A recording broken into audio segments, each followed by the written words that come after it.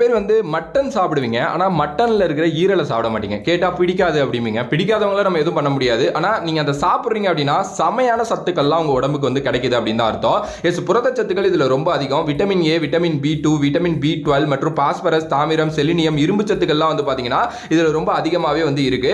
அதே நேரத்தில் வந்து பார்த்தீங்க அப்படின்னா போலிக் அமிலம் போன்ற சத்துக்களும் இதில் வந்து இருக்கு. ஸோ ஓகேவா? ஸோ நீங்கள் இதை தொடர்ந்து சாப்பிட்டுக்கிட்டு இருக்கீங்க அப்படின்னா உங்களுக்கு வந்து குறிப்பான ஒரு விஷயம் வரவே வராது. அதுதான் ரத்த சோகை.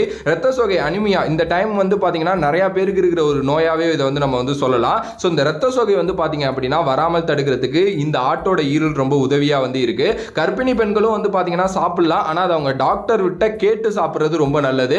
அதுக்கு அடுத்தபடியா உடல் வலிமை பெறுகிறதுக்கு வந்து பாத்தீங்கன்னா இது ரொம்ப உதவியா இருக்கும். உடல் எடையை அதிகரிக்கணும்னு நினைக்கிறீங்க அப்படின்னா உங்களோட டயட்ல வந்து நீங்க வந்து இதை சேர்த்துக்கலாம். உடல்ல இருக்கிற சோர்வை போக்குறதுக்கு வந்து பாத்தீங்கன்னா இது உதவியா இருக்கு. இது விட ஒரு பெரிய நோய் எதிர்ப்பு சக்தி உள்ள ஒரு பொருள் கிடையவே கிடையாது. இவ்வளவு நன்மைகள் இருக்கு. முடிஞ்சா தொடர்ந்து சாப்பிடுங்க.